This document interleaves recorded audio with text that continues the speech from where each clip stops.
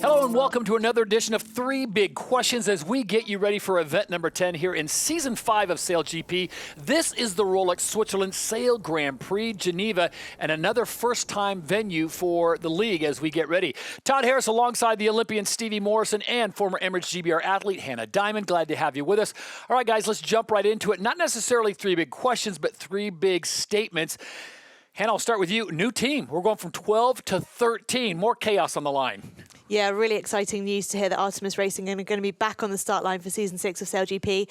And we know that Nathan Outridge is going to be driving, but they've been very coy about any kind of other sailors that are going to be joining that team. But really exciting, a team with a huge amount of pedigree and history at the top end of the sport. So really exciting. Mr. Outridge, quite a name. Stevie, nice pickup. Yeah, I mean, he's had a long time involvement with Artemis from back in the day, and he's one of the drivers of world sailing that you ask, why is he not here? We obviously, Phil Robertson's another one that you could think of out there. Enzo Belanger, Moth World Champion. There's plenty of sort of new talent coming in the foiling game, but Nathan's basically the biggest name in sailing that's not here. So the fact that he's back, I think, is pretty exciting. And yeah, who are they going to buy? I mean, Nathan sailed with Ian Jensen in the 49er, Gooby on the Emirates GBR. How good a contract has Ben Ainsley got signed up with Ian Jensen? Yeah, Chris Draper, Bond's Flying Ruse. He's going to be sailing with Nathan a bit in some other sailing away from it. There's a lot of questions out there as to who they're going to go for, how much it's going to cost them to actually buy some of these sailors now. We're hearing solid six-figure numbers if you're going to look to transfer one of these big names. Does it make you want to come out of retirement? Todd, let them know you're available. I'll with you, but I mean, Nathan knows I'm available. I can assure you I've made that pretty clear. Yeah. Really exciting. Great for the league. And as you say, 13 boats on the start line. I mean, 13 unlucky for some. Let's hope it's not too much more incidents on the course, but it is going to make it busier. It's going to make all the problems we see in terms of picking an area in the start line. How do you find any clear wind to overtake? All of that's going to get upped by a level of magnitude by just having that one more boat. So Artemis Racing joins the pack for next season, which is really not that far away. We're talking January, so just in a matter of a few months. So a lot of work for Nathan Outridge to get things done, get that team up and ready to roll once the season starts in 2026. All right, Hannah, new team now, new foils. So new team, now we're talking new equipment that's going to be introduced here in Geneva.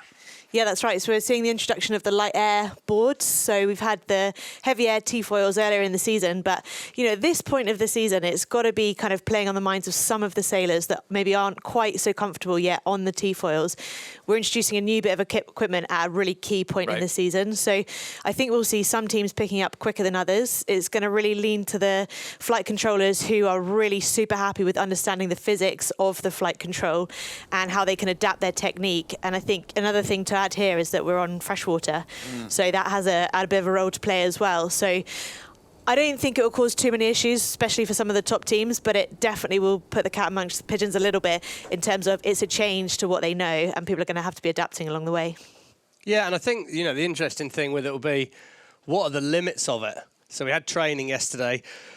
As Hannah said, difference with the freshwater is you tend to get a bit less lift in freshwater than in saltwater. So we'd expect the boats to be a bit harder to take off on foil. We saw yesterday 12 kilometres an hour of wind, and they were taking off at about 28 kilometres an hour, which is lower speed than we've seen before, which is, of course, what we expect there. The foils are bigger and wider. It's a bigger aeroplane wing to lift us up in the air. Effectively, it's a more efficient shape. So although it is a bigger area as well, but it's just going to be a lot more efficient and lifty shape. But yeah, what are the limitations on these foils? And that's what we don't know. So yes, we've got the experienced crews who are going to be better at it. Yesterday it was the Australians out there. Jason Waterhouse, one of the best in the business at it. But how much a team's going to be able to push with just a couple of events to go? Because I guess these will be the foils that we use for the grand final in the lighter winds in Abu Dhabi. And it's going to be really interesting to see who learns it quickest. So we're talking about new teams. We're talking about new equipment. Folks, we still got a title race on our hands. Let's not talk about Season 6 just yet. Season 5 still has to be decided, and you've got the Black Foils, Emirates GBR, and the Bonds Flying Ruse, top 3 right now after 9 events. Los Gallos Spain, the defending champions, are still in the running. They are just 3 points behind the Bonds Flying Ruse, and we can't forget about France. They are 18 points out of the top spot, but just 15 points out of making a top 3. So, Hannah, it really comes down to 5 teams now battling for 3 spots in the grand final. Put your prediction cap on. Who do you like this weekend in light winds in Geneva?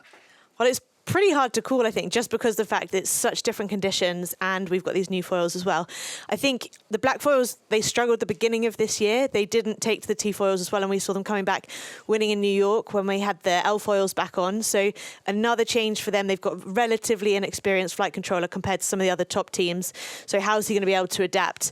But I think, it could be a weekend where you're avoiding having a really hard weekend. It's going to be, we've got a light forecast. So I think it's going to be about avoiding, it'd be easy to pick up a lot of points. So if you're France, you've got to be seeing this as an opportunity, but they've got a lot of work to do. They have to perform. And if they don't perform here, then that chance is pretty much gone. Will we know, Stevie, a lot more, do you think, by the end of this event? Or do you think it'll still be cloudy where it's going to come down to Cadiz in the last race on Sunday?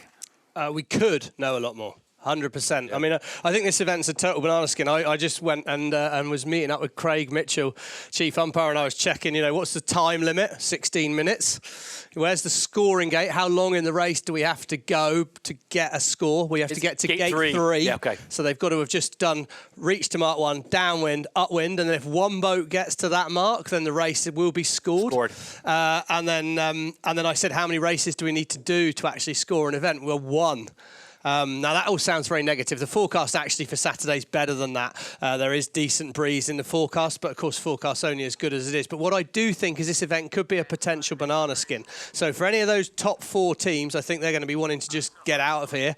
I disagree slightly with you, Todd, in that I don't think France are in it anymore. I think they're too far off. I think for 3 of the 4 teams to have total disasters in those events, unlikely. I mean, yes, you are right. Mathematically, it's still possible.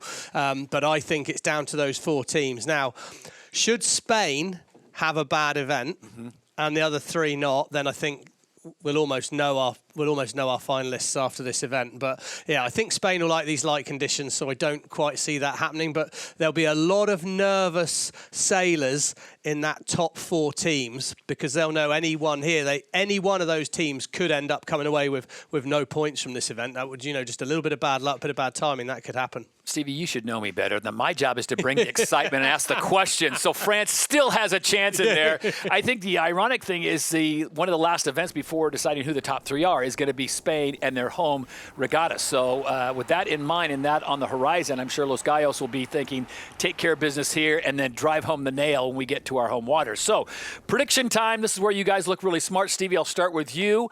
Not because you're smarter than Hannah, but just because I'm just looking at you already. I'm still disappointed you disagreed with me. Who do you like in this one and why? Oh, this one is just I genuinely think impossible to call, really. Who do I think? I feel like the British are on really good form at the moment. They're sailing the boat very well and they started well. Los Gallos. Oh, good call. That's a good call. I respect that. I'm going to, just before I hand it off to you for the final say, I think the black foil. Some reason Peter always finds a way. So I'll just leave that hanging that out there for you. I mean, this is probably going to be one of the hardest ones to call because all it takes is being a bit late into the start box or just getting caught in a bit of dirty air around the course for you to be right out of the back. But I think we could see someone, we've had 5 winners the last 5 events. I think it's going to be someone who takes home the win for this event that we haven't seen win an event yet. So it could be any one of those teams. Switzerland have shown some good form recently. Italy, maybe more in the windy conditions, but they'll be learning all the time. So I think probably the top teams are just going to be trying to get a decent result on the board. And I think we could see a real upset this weekend. I think I've done a little bit of time in Lake Geneva this year, and I think as much as it's quite varied and all over the place, there is an element of the locals know the place and have a feel for which shore the wind's going to come in on. So yeah, maybe the Swiss want a bad shout, Hannah. All right, there you have it. 3 big questions answered or 3 big statements responded to from 2 geniuses and 1 Muppet. We hope you are feeling like you are more ready for the Rolex Switzerland Sail Grand Prix Geneva, part of the Rolex SailGP Championship. For Stevie Morrison, Hannah Diamond, I'm Todd Harris. We look forward to seeing you on the broadcast the next few days, and then we'll wrap things up after the action on Sunday.